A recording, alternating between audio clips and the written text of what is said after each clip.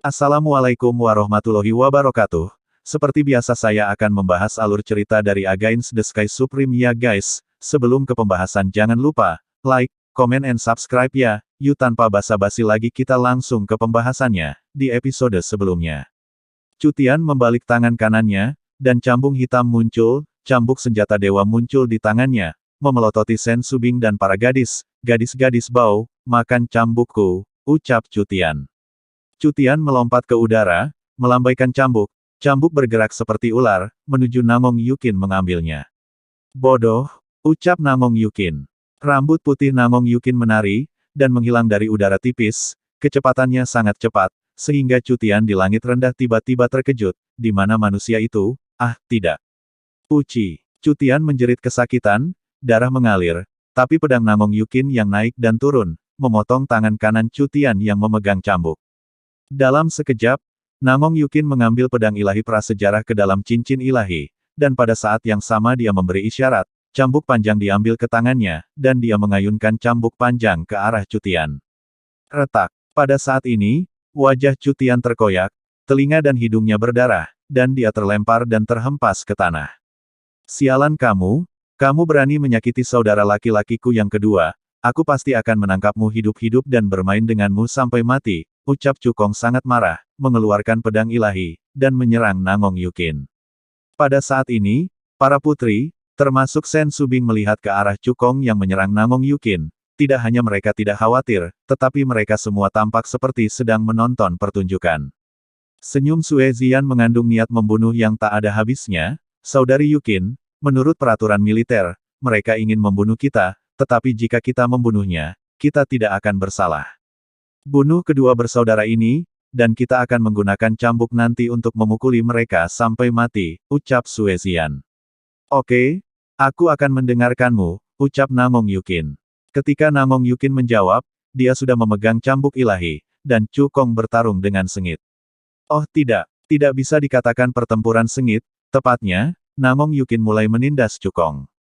Dia seperti hantu, tidak hanya dengan mudah menghindari serangan Cukong, tetapi setiap kali dia menghindari serangan, dia akan mencambuk backhand dan menamparkan tubuh Cukong dengan keras. Papa. Setelah 3 napas, baju perang di tubuh Cukong terkoyak, kulit atas dan bawah tubuhnya terkoyak, dan darah mengalir keluar dari lukanya. Derajat tragis, mengejutkan. Retak. Pada saat ini, Namong Yukin tiba-tiba mengerahkan kekuatan, dan saat cambuk mengenai kaki kanan Cukong, kabut darah memenuhi udara. Kaki kanan Cukong meledak, dan anggota tubuh yang tersisa disemprotkan dengan darah, jatuh ke tanah. Saudara kedua, kita bukan lawan mereka, lari, ucap Cukong.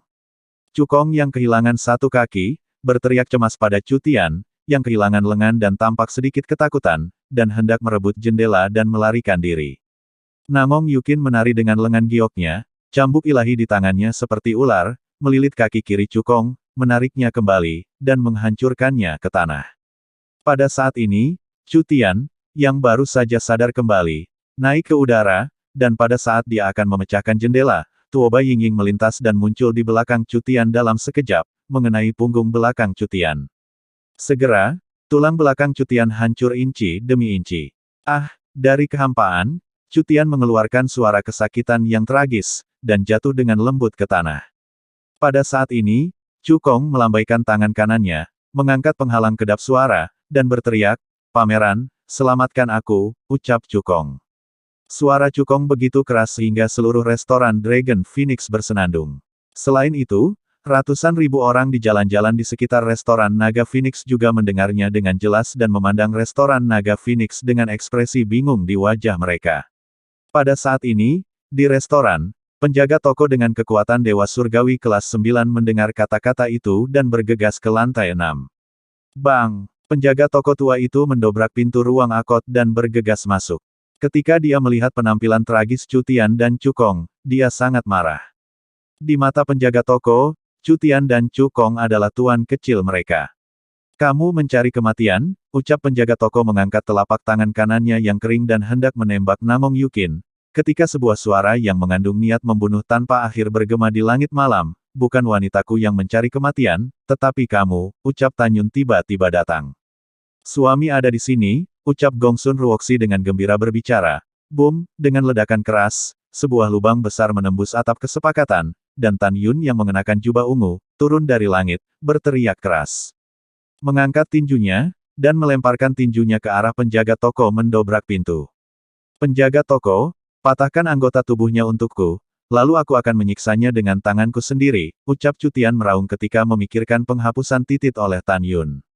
Budak tua patuh, ucap penjaga toko, mata lelaki tua itu menunjukkan niat membunuh, lengan kanannya bergetar, seluruh lengan kanannya tiba-tiba menebal, napas tirani terpancar dari lengan kanannya, lengan kilin, bunuh, ucap penjaga toko itu. Penjaga toko itu menari lengan unicorn, menarik ke arah Tan Yun. Bajingan, ucap Tan Yun. Tinju kanan Tan Yun menghantam keras pada lengan kanan yang ditarik. Bang! Dalam suara gouge yang tumpul, lengan kanan lelaki tua itu meledak, dan Tan Yun melambaikan tinjunya, masih menghancurkan wajah lelaki tua itu. Orang tua itu berteriak ngeri dan terbang terbalik, mencoba menghindar. Namun, kecepatannya, dibandingkan dengan kecepatan Tan Yun, benar-benar terlalu lambat. Anda tahu, Tan Yun dapat dengan mudah membunuh Dewa Suci kelas 2. Tidak. Jeritan lelaki tua itu berhenti tiba-tiba, tetapi seluruh kepalanya meledak seperti semangka di bawah pukulan Tan Yun. Mayat tanpa kepala terbang keluar dari pintu dan jatuh di koridor. Satu pukulan membunuh. Mati tidak bisa mati lagi. Dua bersaudara, Chu Kong dan Chu Tian, yang menyaksikan penjaga toko dibunuh oleh Tan Yun dengan satu pukulan, benar-benar terpana pada saat ini. Kedua bersaudara itu sangat ketakutan sehingga mereka melupakan rasa sakit dan bahkan lupa bernapas. Mereka tidak pernah berpikir bahwa Tan Yun yang adalah seorang prajurit surgawi bintang 1, benar-benar dapat membunuh dewa tingkat 9 dengan satu pukulan. Selain itu, mereka tahu bahwa meskipun penjaga toko adalah dewa kelas 9, dia memiliki kekuatan untuk tidak takut pada dewa suci kelas 1. Pada saat ini, tidak hanya dua bersaudara itu yang tercengang, bahkan Bosu, yang baru saja terbang ke akot dari lubang besar di atap, tercengang. Ini adalah pertama kalinya dia melihat Tan Yun beraksi. Saudara Jingxian, kata Bosu dengan ekspresi ngeri, kamu benar-benar membunuh Peng Yue di alam dewa kelas 1, ucap Bosu. Hati Bosu dipenuhi dengan gelombang yang bergejolak. Peng Yue di mulutnya adalah penjaga toko yang sudah mati. Bosu tidak pernah membayangkan bahwa kekuatan tantangan lompatan katak Tan Yun akan begitu menakutkan dan menantang langit. Dia hanya terlihat dalam hidupnya. Tan Yun melihat ke belakang dan tersenyum pada Bosu, lalu menatap Namong Yukin dengan penuh kasih, beri aku cambuk, mereka tidak layak untuk wanita tercintaku. Jika kamu membunuh mereka, tanganmu akan kotor, ucap Tan Yun. Iya. Namong Yukin tersenyum dan menyerahkan cambuk ilahi di tangannya kepada Tan Yun. Sambil memegang cambuk ilahi, Tan Yun berjalan menuju Chu Tian dan Chu Kong dengan wajah muram, dan berkata dengan tegas, hal yang paling dibenci dalam hidupku adalah seseorang ingin menyentuh wanitaku. Kalian berdua bajingan, bersiaplah untuk mati, ucap Tan Yun. Setelah mengatakan itu, Tan Yun dengan cepat mengayunkan cambuk dan terus memukul kedua bersaudara itu. Cambuk itu mencambuk daging, dan setiap kali cambuk itu jatuh, daging dan darahnya beterbangan, memperlihatkan tulang-tulangnya. Jeritan dua bersaudara yang menyembelih babi terdengar jauh, jauh sekali.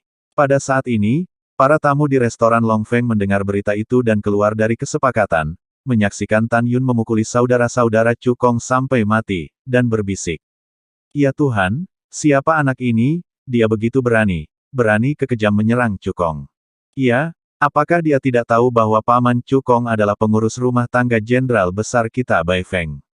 Pada saat ini, Bosu mengambil langkah, tiba-tiba menoleh untuk melihat orang-orang di luar pintu, dan berkata dengan acuh tak acuh, apa yang harus saya lakukan, apa yang harus saya lihat, ucap Bosu.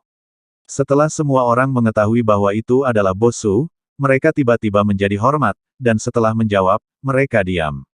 Pada saat ini, Chu Kong memandang Bosu dengan memohon, aku mohon, demi pamanku, mohon ampun, dan biarkan Jing Yun menyelamatkan kita, ucap Chu Kong. Bosu mencibir, acuh tak acuh. Chu Kong berteriak dan memelototi Tan Yun, sudah kubilang, aku dari Tuan Muda Bo R.I. Jika kamu membunuhku, Tuan Muda tidak akan membiarkanmu pergi, ucap Chu Kong. Mata Tan Yun terbakar amarah, persetan. Aku tidak peduli siapa kamu, jika kamu berani menyentuh wanitaku, kamu akan mati, ucap Tan Yun.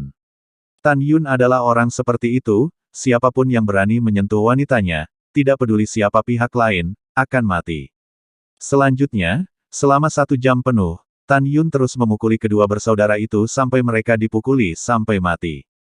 Tan Yun melemparkan cambuk dewa ke tanah, berbalik dan menatap Sen Subing sambil tersenyum, "Bodoh, mulai sekarang, jika aku ingin menemukanmu, aku akan menunggumu di luar barak wanita secara langsung." "Yah, memang itu bukan lawanmu, tetapi bagaimana jika itu digantikan oleh kultivator Dewa Suci Agung," ucap Tan Yun.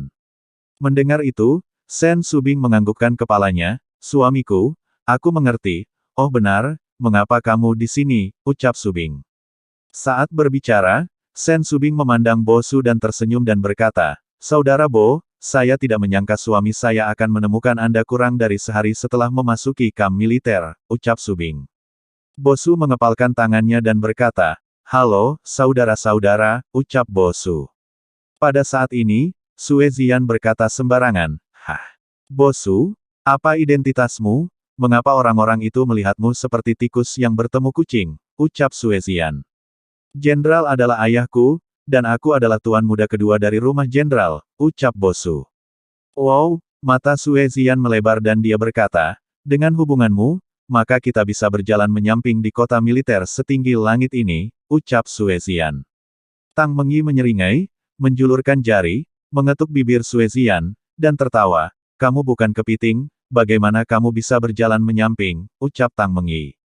Semua orang tertawa terbahak-bahak. Sue Zian memutar matanya, "Apakah aku mengatakan sesuatu yang salah? Bo Su adalah cucu dari Komandan Besar Raja Dewa Boceng, Kia adalah temannya, siapa yang berani menggertak kita?" ucap Sue Zian. Pada saat ini, Bo Su berpikir dengan desahan panjang, matanya penuh kesepian dan ketidakberdayaan. "Ada apa?" tanya Tan Yun. Bo Su memaksakan senyum dan berkata, "Ayo pergi, cari restoran dulu, lalu mengobrol sambil minum," ucap Bo Su. "Oke," Tan Yun langsung setuju. Kemudian, Tan Yun dan yang lainnya meninggalkan restoran Naga Phoenix. Pada saat ini, seorang koki perut buncit dari restoran Dragon Phoenix memandang para tamu di restoran dan berkata, "Restoran Naga Phoenix, tutup sementara, semuanya harap tenang," ucap koki itu. Ketika para tamu pergi, koki parubaya itu terburu-buru terbang keluar dari restoran Naga Phoenix dan terbang menuju Baifeng General Mansion, yang terletak di tengah Gunung Qingtian di Vine Peak. Pada saat yang sama, di kelompok tenda tentara bintang 6. Di tenda militer yang didekorasi dengan indah, Liang Lu yang lengannya pernah patah oleh Sen Subing sebelumnya, telah ditempelkan pada tulang yang patah. Pada saat ini, ada 20 adik laki-laki berdiri di depannya. "Apakah sumber keindahan itu jelas?" ucap Liang Lu bertanya dengan wajah muram. Salah satu anak muda berkata, "Bos, penyelidikannya jelas. Wanita yang menyakitimu bernama Sen Subing, dan dia adalah istri Jing Yun. Selain dia, ada 6 wanita lain yang juga istri Jing Yun, dan 2 lainnya adalah tunangan Jing Yun. Jing Yun adalah prajurit Dewa Bintang 1 yang baru saja bergabung dengan tentara hari ini, dan tenda militernya berada di area tenda prajurit Dewa Bintang 1. Dari sini, dapat dilihat bahwa Jing Yun tidak memiliki latar belakang, kalau tidak, bagaimana dia bisa tinggal di sana, ucap anak muda itu. Setelah mendengar ini, mata Liang Lu berkilat tajam dan berkata, "Mudah untuk mengatakan tanpa latar belakang, aku juga akan menemukan seseorang untuk menangkap Jing Yun, lalu perbaiki sumur Jing Yun di depan Sen Subing." "Sen Subing, milik tuan muda ini, kamu berani menyakitiku, aku ingin kamu terlihat baik," ucap Liang Lu. Malam semakin gelap. Di kota Junzongfang, Tan Yun dan rombongannya menemukan sebuah restoran bernama Drunken Life and Dream Deat, dan kemudian mereka datang ke akordeon di lantai 9 untuk minum dan berbicara. Bo Su menghela nafas dan berkata, "Ayahku adalah yang tertua ke-6, dan putra kakekku adalah yang paling tidak peduli. Jadi, ucap Bo Su. Pada titik ini, Bo Su mengangkat kendi dan menuangkan anggur kental. Tan Yun sedikit mengernyit. Kepalanya sedikit berkerut, "Saudara Bai, aku mendengar seseorang membicarakannya ketika aku pertama kali memasuki kamp militer hari ini. Itu karena 100 juta prajurit ilahi di bawah-bawah ayahmu, tidak ada kelahiran dewa prajurit selama 3 tahun. Apakah itu benar?" ucal Tan Yun. Bo Su berpikir sejenak dan berkata, "Itu benar, tetapi akar masalahnya bukan itu. Komandan junior, jadi kakekku dia dan 6 putranya membuat kesepakatan tentang persaingan yang adil. Perjanjian itu dibagi menjadi 2 bagian. Yang pertama adalah untuk melihat bawahan siapa yang dapat muncul sebagai dewa prajurit terkuat. Yang kedua adalah untuk lihat siapa bawahannya berani dan pandai bertarung dan memiliki prestasi luar biasa. Masa evaluasi perjanjian adalah 5.000 tahun.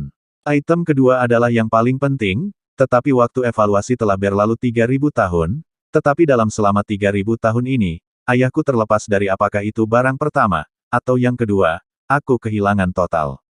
Aku benar-benar merasa sedih untuk ayahku, ucap Bosu. Bosu tertawa pahit sambil minum dengan panik, dia meletakkan kendi dan berkata, Saudara Jingxian, saya pikir ayah saya yang benar-benar kuat, namun, bawahan ayahku, dan dibandingkan dengan bawahan 5 paman saya, hanya jenderal biasa-biasa saja. Jadi, ketika pasukan ayah berperang melawan iblis di luar kerajaan, mereka sering dikalahkan, tetapi pasukan 5 pamanku menang satu demi satu, dan dikenal sebagai 5 harimau, dan dewa besar di antara 300 dewa besar. Dan jenderal lainnya, diam-diam mengatakan bahwa ayahku adalah tikus yang tidak bisa digunakan. Saudara Jingxian, tahukah kamu, hatiku benar-benar sakit, ucap Bosu. Mungkin Bosu minum terlalu banyak, atau Bosu telah ditekan terlalu lama. Saat dia berbicara, dia benar-benar memulai kegilaan mabuk, berbaring di atas meja dan menangis. Tan Yun bertanya dengan santai. Apa pendapat ayahmu tentang Hongmeng Supreme, ucap Tan Yun. Bosu berkata dengan jujur, keluarga kami telah membahas masalah ini, karena di masa lalu, leluhurku juga adalah Raja Dewa Bai Zongyong, karena dia menyesal mengkhianati Tuan Tertinggi Hongmeng, dia ingin mati, dan akhirnya mati di luar wilayah. Orang tua itu berkata sebelum kematiannya bahwa jika bukan karena Tuan Tertinggi Hongmeng untuk berkultivasi, tidak akan ada dia Bai Zongyong, tapi dia mengkhianati Tuan Tertinggi Hongmeng, karena itu, biarkan keturunan keluarga Bai kita tidak diizinkan membantai keturunan 10 keturunan-keturunan Tuan Tertinggi Hongmeng di masa lalu. Tuan Lingxia Tianzun marah, sejak itu, keluarga Bai kami telah diserang oleh Lingxia Tianzun di mana-mana, kakek dan 5 paman tidak setuju. Mereka berpikir bahwa jika mereka bertemu seseorang yang berada di bawah komando Lord Hongmeng di masa lalu, jika 10 dewa teratas tidak terbunuh, keluarga Bai akan menghadapi kepunahan lagi. Jadi, sejak itu, ayah saya telah ditolak oleh 5 paman. Sebenarnya, ayah saya tidak menyalahkan kakek dan 5 paman saya, karena ayah saya tahu bahwa kakek dan 5 paman saya juga berterima kasih kepada Tuhan Tertinggi Hongmeng, hanya saja rasa terima kasih di hati mereka lemah dibandingkan dengan kemuliaan keluarga, ucap Bosi. Setelah mendengarkan, Tan Yun bangkit dan mengambil gelas anggur, dan berkata dengan bangga, Saudara Bai, karena Anda memperlakukan saya Jing Yun sebagai saudara, maka saya dengan ini berjanji bahwa dengan saya, dalam 2000 tahun ke depan, saya pasti akan ada di sana, membantu ayahmu dan naik ke posisi komandan muda, ini janjiku padamu, ucap Tan Yun. Setelah Tan Yun selesai berbicara, dia menggelengkan kepalanya dan tersenyum, tetapi itu adalah Bosu yang telah menangis dan membuat keributan sebelumnya. Pada saat ini, Shen Subing memandang Tan Yun, mengangguk dan berkata, Suamiku, Dewa Agung Bai Feng memiliki karakter yang sangat baik, kita harus membantunya di masa depan, ucap Subing. Ya, ucap Tan Yun. Paman, ayo minum, ucap Tan Yun. Hehehe, ya, baik, ucap Ouyang Duantian menatap calon menantunya, dia semakin puas. 2,5 jam kemudian, hari sudah gelap. Ketika Tan Yun dan yang lainnya sudah mengantuk, mereka tiba-tiba mendengar suara keras dari bawah. Tan Yun melepaskan indera ilahi yang sebanding dengan Dewa Suci kelas 2, meliputi seluruh restoran, dan menemukan sekelompok tamu tak diundang di lobi di lantai pertama. Sebanyak 100 orang datang, dan salah satunya, Tan Yun mengenalinya, yaitu Han Sui. Dan 100 orang yang tersisa semuanya adalah tentara bintang 9. Pada saat ini, Han Sui memandang penjaga toko restoran, tampak seperti anjing, dan berkata, apakah kamu melihat anak ini, ucap Han Sui. Saat berbicara, Han Sui melepaskan kekuatan magis dan memadatkan potret. Pria di potret itu adalah Tan Yun. Melihat hal ini melalui indera kedewaannya, Tan Yun mengirimkan transmisi suara ke Shen Subing dan yang lainnya, seseorang akan datang, kalian semua tetap diam, ucap Tan Yun. Setelah itu, Tan Yun mengetahuinya melalui indera kedewaannya, dan penjaga toko berkata, Guru Guan, Anda punya waktu. Tunggu, saya akan memanggil orang-orang dan menanyakan mereka, apakah mereka pernah melihat mereka sebelumnya, ucap penjaga itu. Guan Zan mengangguk, pergi, ucap Guan San. Ya, Ya, penjaga toko buru-buru pergi dan bertanya kepada pemilik toko. Pada saat ini, Guan Zhan berkata dengan marah, "Sialan, kita telah mencari sepertiga restoran, dan kita belum menemukan Jing Yun. Bajingan ini, jika aku menangkapnya, aku harus merobek kulitnya," ucap Guan Zhan. Di dalam akot di lantai 9, Tan Yun menarik kesadarannya dan berkata kepada semua orang, "Guan Zhan memimpin orang. Datang padaku," ucap Tan Yun. Sue Zian berkata melalui transmisi suara, "Kakak ipar, kekuatan macam apa orang di sini," ucap Sue Zian. Tan Yun berkata melalui transmisi suara, 101 tentara bintang 9, ditambah Han Sui, ada 102 orang, ucap Tan Yun. Sue Zian tidak peduli, transmisi suara berkata, "Dengan kekuatan mereka, saudara ipar, Anda dapat menghancurkan mereka dalam hitungan menit. Anda dapat membiarkan mereka datang, kita tidak takut pada mereka," ucap Sue Zian. Tan Yun menggelengkan kepalanya, dan transmisi suara berkata, "Kita tidak takut pada mereka, tapi bagaimanapun juga Guan Zhan adalah adik dari Mayor Jenderal kita. Jika Guan Zhan terbunuh sekarang, itu hanya akan membawa kekacauan bagi Bo Su," ucap Tan Yun. Setelah itu, Tan Yun memikirkannya dan berkata, "Baiklah, dalam waktu sebulan, kita akan menjadi tentara. Pertempuran para dewa telah berakhir, di bulan ini, mari kita bertahan sebentar, dan dalam sebulan, ketika saya memenangkan gelar Dewa Perang, jika Guan Zhan masih tidak mundur tanpa kesulitan, saya akan membunuhnya. Kamu bawa Boksu dulu, masuk ke Menara Ling Qiao, ayo pergi sekarang," ucap Tan Yun. Mendengar ini, semua orang membawa Boksu yang mabuk ke Menara Ling Qiao Tan Yun, dan kemudian Tan Yun berubah menjadi seberkas cahaya dan menembak dari jendela di lantai 9, dia berjalan keluar dan menghilang ke langit malam. Saat ini, penjaga toko restoran buru-buru datang ke lobi di lantai pertama, membungkuk kepada Guan Zhan dan berkata, "Tuan Guan, saya telah bertanya dengan jelas, Jing Yun dan yang lainnya berada di lantai 9, saya akan menunjukkan jalannya," ucap penjaga toko. "Oke," setelah Guan Zhan menjawab, dengan niat membunuh di wajahnya, dia mengikuti penjaga toko ke akot di lantai 9. Tetapi setelah masuk, ternyata tidak ada orang di sana. "Lari, dia lari," ucap Guan Zhan menendang kendi itu dengan marah. Setelah itu, dia terbang keluar dari pintu dan jendela, melepaskan kesadarannya, dan menyelimuti langit malam, tetapi dia tidak menemukan sosok Tan Yun. "Jing Yun, cepat atau lambat aku akan menangkapmu," ucap Guan Zhan berkata dengan keras. 1 jam kemudian, Tan Yun terbang ke udara dan mendarat di luar paviliun yang megah. Paviliun ini adalah tempat tinggal sementara Bo Su di kamp militer. Setelah Tan Yun mendorong pintu dan masuk, dia datang ke lantai 3, meletakkan Bo Su yang tidak sadarkan diri di sofa, dan kemudian mengirimkan suara kepada Sen Subing dan yang lainnya di Menara Ling Qiao. "Kalian tinggal di Menara Ling Qiao dulu. Mari kita berlatih di dalam. Ketika Bo Su bangun, saya akan berlatih juga. Hanya dalam 1 bulan, saya akan dapat memperbaiki semua api yang saya dapatkan sebelumnya," ucap Tan Yun. Setelah itu, Tan Yun duduk di tanah, dan kini telah pagi. Setelah Bai Su bangun, dia mendapati dirinya kembali ke paviliun dan bertanya pada Tan Yun apa yang sedang terjadi. Jadi Tan Yun memberitahu Bo Su apa yang terjadi tadi malam ketika Bo Su mabuk. Adapun Guan Zhan mencarinya, Tan Yun tidak memberitahu Bo Su. Tiba-tiba, Bo Su menepuk dahinya dan berkata, "Aku ingat, ayahku ada hubungannya denganku hari ini. Aku harus pulang, ngomong-ngomong, aku akan memberitahu Chu Dong bahwa kedua keponakannya yang harus disalahkan atas kematian mereka, dan jangan biarkan dia menyusahkanmu.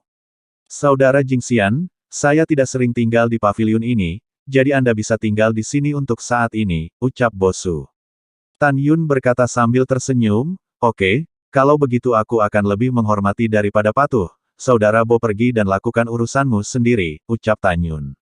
"Oke." Bo Su berhenti, seolah-olah dia telah memikirkan sesuatu, dan berkata dengan penuh semangat, "Aku ingat, Saudara Jingxian, kamu meninju kelas 9 tadi malam di Dragon Phoenix Restaurant, itu, bendahara Dewa Surgawi. Katakan yang sebenarnya, saudara, apakah kamu memiliki kepercayaan diri untuk memenangkan God of War bintang 1 atau bahkan bintang 2 dalam sebulan," ucap Bo Su. "Saya memiliki kepercayaan diri," Tan Yun tersenyum dan berkata dengan rasa ingin tahu, "Saudara Bo, dari nada bicara Anda, saya dapat mengatakan bahwa ada juga orang di pasukan ini yang dapat membunuh dewa tingkat 9 dengan kekuatan dewa tingkat pertama seperti orang-orang," ucap Tan Yun. Bosu mengangguk dengan sungguh-sungguh dan berkata, meskipun ada sangat sedikit orang seperti ini, mereka memang ada, bagaimanapun, kakek saya bertanggung jawab atas 30 miliar tentara surgawi, dan yang paling penting adalah memiliki kemampuan untuk menantang langit. Namun, karena saudara Jing Xian, Anda mengatakan bahwa Anda dapat memenangkan kehormatan Dewa Prajurit Bintang 1 dan Dewa Prajurit Bintang 2, saya yakin Anda pasti bisa melakukannya. Saya ingin untuk memberitahu ayahku kabar baik ini. Hahaha, ucap Bosu. Bosu pergi dengan tawa gembira dan pergi. Tan Yun tersenyum tanpa mengucapkan sepatah kata pun, mengorbankan Menara Lingqiao, dan kemudian memasuki lantai 48 Menara Lingqiao. Tan Yun duduk bersila, cincin abadi sering berkedip, dan mengorbankan benih api tipe S dan api yang diperoleh di kota Qingyang Fang. Tan Yun tersenyum dan berkata, Zixin dan Binger, keluar untuk memperbaiki api, ucap Tan Yun. Hihi, terima kasih Tuan, dengan suara nakal, seberkas cahaya ungu terbang keluar dari telapak tangan kanan Tan Yun dan berubah menjadi keindahan yang kabur, Zixin berwarna ungu. Dalam sekejap, Zixin ungu berubah menjadi api primordial ungu, menyelimuti api tipe api, dan mulai melahap dengan cepat. Detik berikutnya, seberkas cahaya biru terbang keluar dari telapak tangan kiri Tan Yun dan berubah menjadi Binger, yang mengenakan gaun biru es. Binger melihat benih api tipe es di sampingnya, dia masih terlihat dingin, dan membungkuk kepada Tan Yun, terima kasih, Tuan, ucap Binger.